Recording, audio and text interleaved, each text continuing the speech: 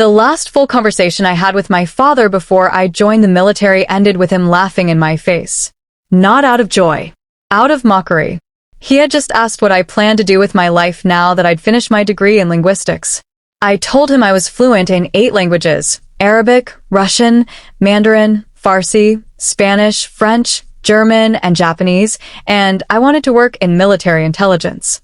He burst out laughing so hard he choked on his coffee. "You think Uncle Sam gives a damn how many ways you can order soup in China?" He chuckled. "You're chasing fairy tales, Kayla. You should have gone into accounting like your cousin Trish." The table went quiet. I clenched my jaw, wiped my hands on my jeans, and stood up. I didn't spend 6 years studying language just to become a human calculator. He rolled his eyes. "You spent 6 years learning how to talk. That's what babies do, Kay." I still remember the burn in my chest, the metallic taste in my mouth from holding back a retort, the look my mom gave me from the sink, half pity, half helplessness. I didn't say goodbye that day. I'm Kayla Whitmore. I'm 38 years old now, and I still remember the sound of that laugh more clearly than my father's voice. I grew up just outside Lubbock, Texas. My dad worked in HVAC. Old school guy. Loved trucks, hated tech, never trusted anything with subtitles. My mom was quieter. Worked retail jobs to keep food on the table. Said little, prayed often. I think she understood me better than she let on, but back then, no one knew what to do with a girl who read Russian poetry at 13.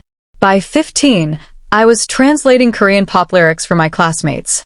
At 19, I was writing letters to Syrian pen pals in Arabic. But none of that mattered to my father. If it didn't come with a paycheck or a uniform, it was pointless. So I gave him both. At 21, I enlisted in the army. Boot camp broke people in ways I didn't expect. It wasn't just physical, it was psychological. I saw guys who could bench 280 fall apart after 3 days of sleep deprivation. Girls with top GPAs throw up mid-hike. People who thought they were tough get absolutely gutted by the first field exercise. Me? I kept my head down. While others were scraping mud off their boots, I was studying intercepted phrases I'd heard over the comms. My drill sergeant used to call me the dictionary. I didn't correct him. But I wasn't a dictionary. I was a codebreaker with a gift my father never took seriously. That changed the day Commander Holloway walked into camp. He didn't say much. Special forces type, scar under his chin, steel gaze, moved like a panther in combat boots. "Which one of you nerds knows Farsi?" he barked during a strategy drill. No one raised a hand. I did. Some guys snorted. One of them, Martinez, whispered, "Here comes another anime subtitle." I ignored them. Commander Holloway pointed at me. "Translate this." Live feed just came through. "Our guys are in the North Quadrant, and we've got a verbal exchange happening now." I took the headset. It was garbled, tense, but clear enough. I closed my eyes. They said, "Target convoy moving west. Detonate before sundown.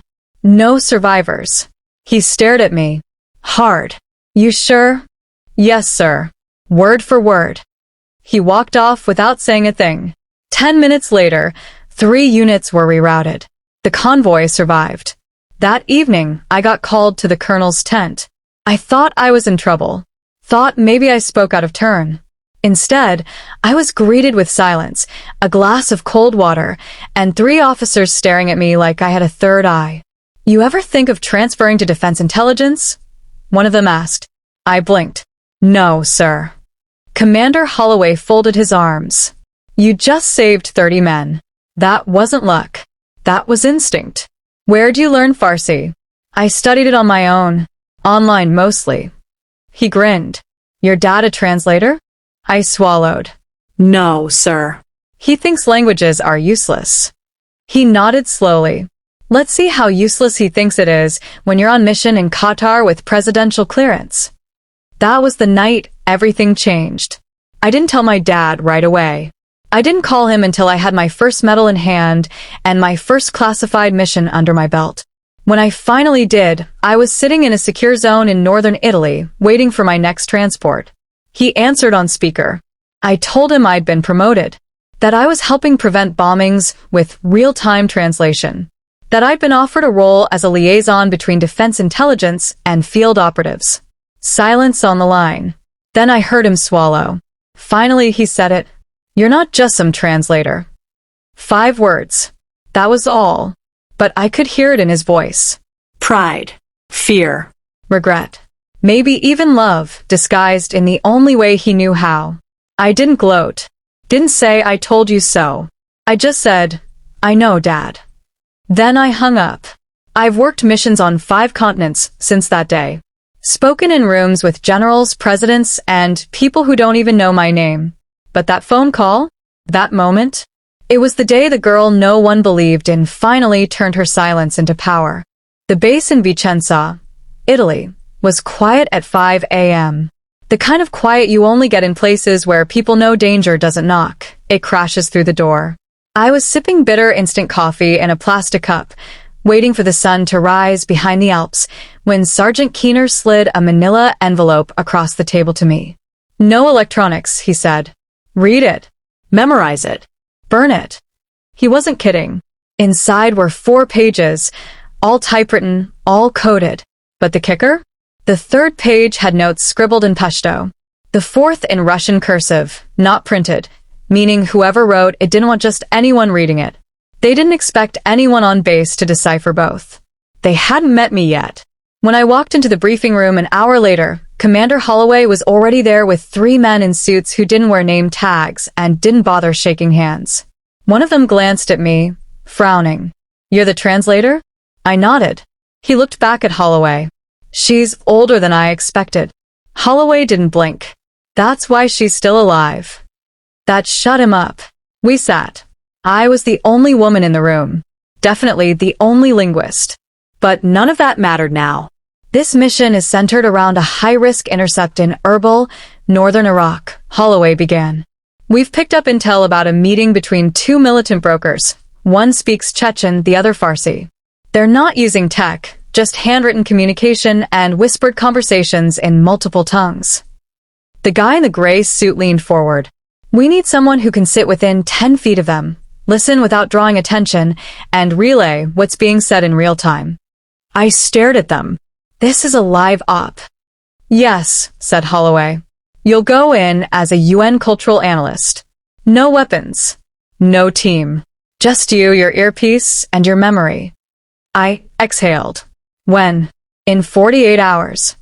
When you get a mission like that, you don't think about the fear. You think about the checklist. Cover story? Check. Documents? Forged and flawless. Dress code? Conservative but forgettable. Tan scarf, long skirt, dusty flats. Mindset? Calm. Focused. Like everything depends on how clearly you can hear whispers through noise. Because it does. We flew into Erbil on a non-military plane, stayed in a rented apartment above a bakery, and had 2 guards posing as humanitarian workers nearby. They didn't speak a word of Pashto or Russian. I did. The cafe where the meeting was set looked like any other. Cracked plastic chairs, dusty fans, the bitter scent of cardamom and engine oil hanging in the air. I sat at a table in the corner with a teacup I never touched. At exactly 3:11 p.m., they arrived. 2 men. Beards. Neutral faces. No visible weapons. One wore traditional Kurdish garb. The other dressed like a businessman in Baghdad. They didn't greet each other in Arabic. That would have been too easy. Instead, one mumbled in Russian. "Tell the supplier we'll only move the cargo if the southern route is cleared." The other answered in thick Farsi. "It will be." The guards were paid. No one checks the convoys at dusk. I blinked once. Focused. Replayed the words in my head 3 times before tapping my earpiece mic. Cargo movement confirmed. Southern route. Payment made. They're using dusk as cover. Holloway's voice came quietly through the line. "You sure?" "Yes, sir." He didn't say anything else. He didn't need to. By 4 p.m., the men had left, and I walked 2 blocks east, blending in with a small group of women buying scarves from a street vendor. No one followed. No one noticed me. Back at the apartment, I found a folded note under my bunk. Simple, plain paper. Typed. "You saved 30 lives today. But we need more than ears." We need eyes, too. Consider this a test. No signature. But I recognized the wording. It was Holloway. 2 days later, I was flown to Ramstein Air Base in Germany. Debriefed. Cleared. Then escorted into a room that didn't appear on any base map. A woman with sharp cheekbones and a voice that sounded like a knife tapping glass greeted me. Ms. Whitmore, she said. I'm with Strategic Intelligence. We don't recruit often. But when we do, it's for people who can sit silently in a room full of lies and still hear the truth. I sat quiet. You speak 8 languages, she continued. How many dialects? 16, give or take, I answered. Depending on how loosely you define dialect. She nodded. You're wasted behind a desk. That's when it became clear. They didn't want me for translations. They wanted me for infiltration. I returned home 3 months later. My leave was short, just 10 days. Enough to breathe, see my mom, pretend to be normal. Dad was still the same. Sitting in the same recliner, drinking the same beer, watching the same news anchor talk about places he'd never visit. You back for good? He asked, without looking up. No, I replied. Just for Mom's birthday. He nodded. Still doing that language thing? I smiled faintly. Something like that. He didn't push. Maybe he didn't want the answer.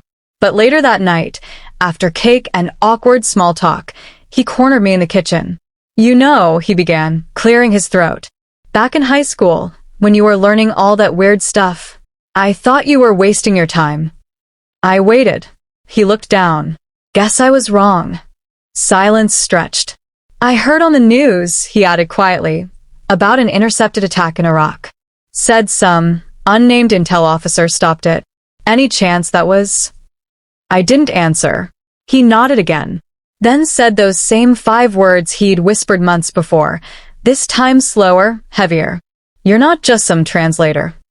I placed my cup in the sink, wiped my hands, and met his eyes. No, Dad, I said. I'm not. The next morning I flew back. Back to the world where every word matters. Where silence can kill. Where people finally see the value in a voice that understands not just language, but people. The room was too quiet for comfort. Not the usual kind of quiet you find in a base meeting or mission briefing. This was loaded silence. The kind where everyone knows something's off, but no one wants to be the one to say it first. I was in Jordan, Amman, to be specific, inside a fortified embassy annex used for high-level coordination between U.S. forces and regional allies. Clean walls. Steel chairs. Armed guards posted outside every hallway. No windows. Across the table from me sat General Musa al-Khatib, head of regional military operations for Jordan's Special Security Task Force. Decorated. Polished. Cold as a marble statue. He smiled like he was doing us a favor. Commander Holloway was on my left, arms folded, jaw set. The brass from D.C. was there too, 2 men from the Department of Defense, and a woman from Langley. They all looked confident. Smug, even. They thought they were here to finalize a joint operation. I was there for something else entirely. The official reason for the meeting was to coordinate a crackdown on a weapons smuggling route that was flooding arms across the border into Syria. Intel had traced a key stockpile to a small facility 30 miles outside of Amman. Our satellite images had heat signatures, delivery trucks, and crates. What we didn't have was permission from the Jordanians to enter. General al-Khatib, in his impeccable English, sat calmly through the pitch. We share your concerns, he said. But I must emphasize, any action taken on Jordanian soil without direct authorization will be considered a violation of sovereignty. One of the D.C. men leaned in, trying to schmooze. We understand, General. We're just here to assist. Share intel. Protect both our interests. The General nodded again, polite as ever. Of course. I will ensure your concerns are reviewed appropriately. It was clean, cordial, by the book. But something didn't sit right with me. Because while his mouth spoke in English, his phone, sitting face up on the table, buzzed quietly, and I caught a glimpse of the preview on the screen. It was in Arabic. A message from one of his officers. I read it instantly, without blinking. The Americans suspect Mon. Move crates to Dibon by tonight. My heart skipped a beat. My blood ran cold. He was playing us. I didn't say anything at first. I waited, watched him tuck the phone back in his pocket and smile like a man with nothing to hide. Then he leaned back in his chair and spoke, this time to his aide, softly in Arabic, probably assuming no one at the table understood. These fools think we're delaying because of protocol. Let them talk while we clean house. That was it. That was my line. I straightened in my chair, didn't flinch, didn't look at Holloway, just opened my mouth and spoke, calmly, clearly, in perfect Arabic. Actually, General, we heard every word, including your orders to move the weapons to Dibin tonight. The entire room froze. Al-Khatib's face drained of color like a man who just realized his microphone was live. He tried to recover. I think you misunderstood. I didn't let him finish. I didn't misunderstand, I replied, switching now to his native Jordanian dialect. I speak Arabic, General, and I've spoken it longer than some of your men. You lied to us. Right here. In this room. The room exploded in tension. The DC guy stood up. What's going on? Holloway turned to me slowly. Kayla? I handed him a small recorder. I'd been running it under the folder in front of me since the meeting began. Just in case. It's all on here, I said. The message. The phone. The command to relocate the cache. Holloway's eyes locked onto the general. Al-Khatib stood up. This is an insult. No. I cut in, still in Arabic. What's insulting is you thinking no one in this room could understand what you were saying, or that a woman wouldn't be the one to call your bluff. He looked furious, powerless, cornered. We left that building within the hour. Holloway didn't say a word until we were in the armored convoy headed back to the base. Finally, he looked over at me, expression unreadable. You just blew up a diplomatic farce with 6 sentences. I nodded. He was lying. I wasn't going to sit there and let 30 people walk into an empty warehouse while he covered his tracks. He stared for a moment. Then he smiled. That's why I keep you in the room, Whitmore. 2 days later, a new meeting was held, this time without Al-Khatib. The Jordanian government quietly gave us clearance. We moved in on the Dibin location and found exactly what the message had warned about. Trucks, crates, and enough illegal arms to supply a militia for 6 months. That night, sitting under a quiet desert sky with a lukewarm soda in my hand, I called my mom. I didn't tell her everything. I never could, but I told her enough. She asked like she always did if I was being careful. I said yes. Then, for the first time in years, she said something that caught me off guard. You know, Kayla, your dad's been talking about you a lot lately. Not in the way he used to. In a good way. I didn't know what to say to that. She continued. I think he finally realized that all those languages you studied, you weren't running from anything. You were building something he couldn't understand. My chest tightened. After we hung up, I sat alone on the cot. Just me, my thoughts, and the quiet hum of desert wind outside the base. I remembered the day he called me a walking Babel subscription. The way he used to act like my brain was a liability. And I remembered the pale look on Al-Khatib's face when he realized the only person in the room who understood him was the one he thought didn't belong. I used to think my talent for language made me weird. Now I know it makes me dangerous. We didn't have hours. We had minutes.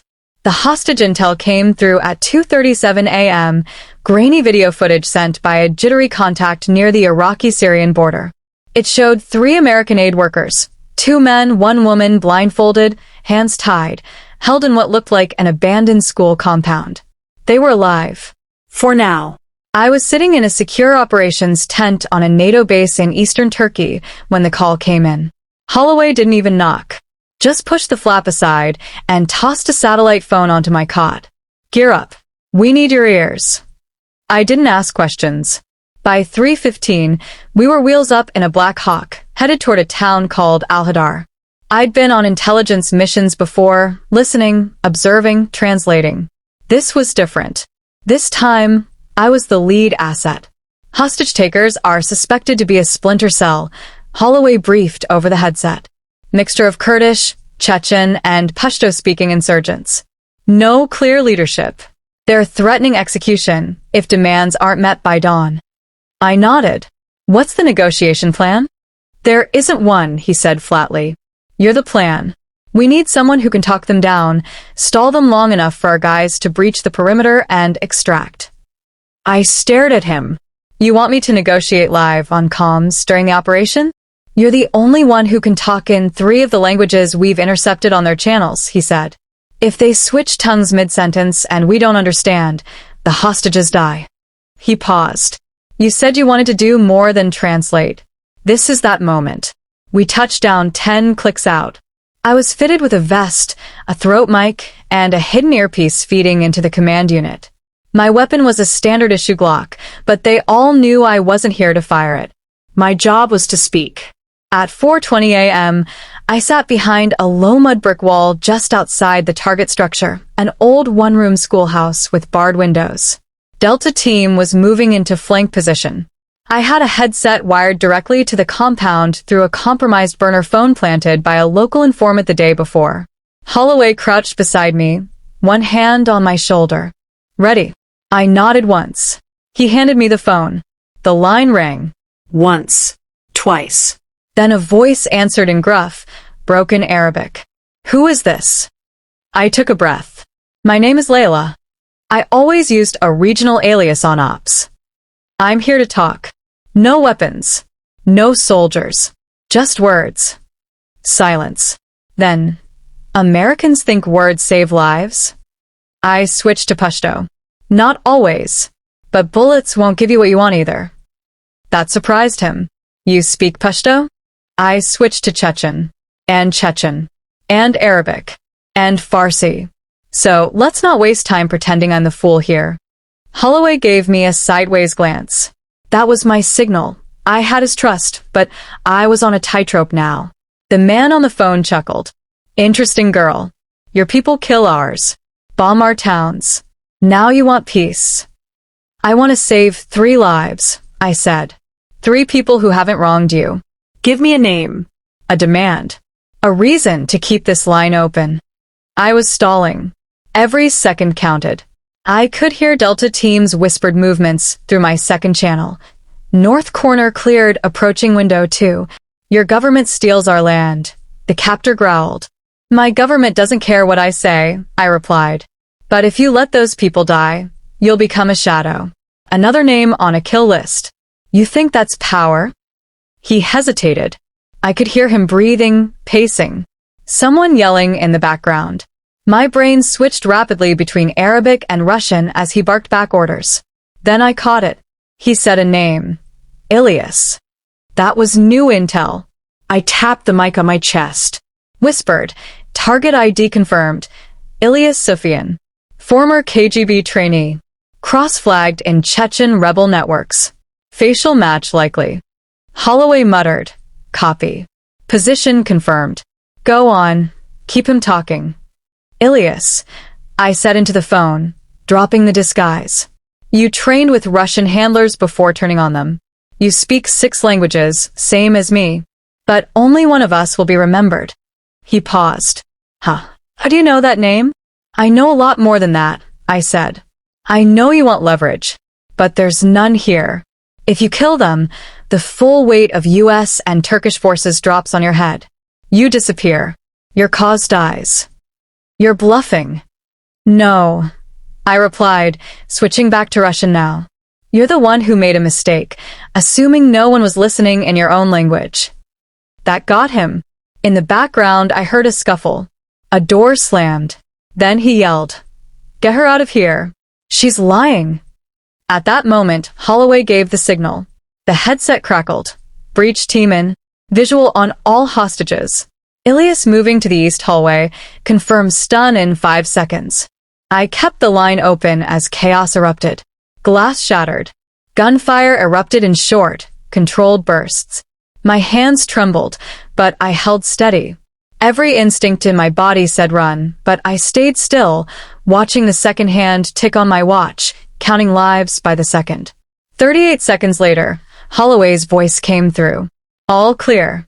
Hostages secured. 2 tangos down. 1 in custody. Package is Ilias. I let out a breath I didn't know I'd been holding. Back at base, Holloway tossed a cold water bottle into my lap and sat across from me. You okay? Yeah, I said, my voice hoarse. Didn't even fire a shot. You didn't need to. Your voice was the bullet. He paused. Ilias was on our radar for years. No one could pin him. Until you. I leaned back, tired but wired. He underestimated me. Holloway grinned. Most people do. At first. Later that night, I was alone again, watching the sunrise from a concrete step outside the mess hall. My hands were still shaking. I'd spent my whole life being told I was wasting my time. That learning languages was for dreamers, not soldiers. That I wasn't built for war zones, that I was too soft, too quiet, too academic. But that morning, 3 Americans walked free. Because I spoke 8 languages. Because I listened when no one else could. Because my voice, my words, were stronger than any gun. The room fell into a charged silence. All eyes were on me. Well, more accurately, on the man who had just walked in, Commander Reyes, flanked by 2 NSA agents in black suits. My father's voice stammered to a halt, his bluster collapsing into a stunned breath. Commander Reyes didn't make a grand entrance. He simply stepped forward with the calm of a man used to commanding entire units with a glance. The badge on his chest gleamed beneath the fluorescent lights of the conference room. My father instinctively stood up from his seat, as if by some unspoken rule of hierarchy. Miss Caldwell, Commander Reyes said, addressing me directly. We need your mind on this. Now. He turned to the stunned crowd. We're invoking Section 45 under National Protocol. This woman is not only part of the mission, she is the mission. He paused, turned to my father, and said clearly, she's our only hope today. Those 5 words. That moment. My father paled. The same man who laughed at my books, my flashcards, my late-night study sessions in French and Arabic, my weird obsession with linguistics, stood speechless as the nation's top intelligence official placed his hand on my shoulder. Let's go, Commander Reyes said to me. Without another word, I walked out, head high, heart pounding, and soul surging. It turned out that an intercepted message had just arrived from a foreign source. It was written in a nearly extinct tribal language, a blend of Tuareg, coded Bambara, and embedded tonal distortions used to confuse AI translation. No program could decrypt it. They needed a human who not only spoke the language, but understood how culture affects syntax. That was me. The next 36 hours were a storm of adrenaline. I was flown to a secure intelligence center in Virginia, briefed quickly, and given access to every tool possible. The message, it turned out, was part of a triangulated set of threats against 3 U.S. embassies overseas. Each one had a different dialect of the same warning, crafted to be undecipherable unless you had context and immersion. I hadn't just studied those languages. I had lived them, journaled in them, dreamed in them. By hour 20, I'd cracked the first code. By hour 24, we intercepted the coordinated threat. By hour 36, 3 terrorist cells were stopped before they could act. I didn't sleep. I didn't need to. I wasn't just useful. I was necessary. When I finally returned home a week later, it was like my father was staring at a stranger. Or maybe, for the first time, he was seeing the daughter he never tried to understand. I stepped into the kitchen, still in my black turtleneck and khaki pants from debriefing. He was at the table, holding a worn copy of my language notebook. The one he once tossed aside, saying, "No one pays for people who talk funny." He didn't look up, just said, quietly, "They told me what you did." I waited. His voice cracked. "I'm sorry, Elise. I should have listened to you all those years." That was the first time he'd ever used my name without a tone of correction. I wanted to tell him it was okay. But it wasn't. Not yet. So I simply said, "Now you know what I've always known." It's been 4 years since that mission. I'm 38 now. My job has taken me places my father could never dream of.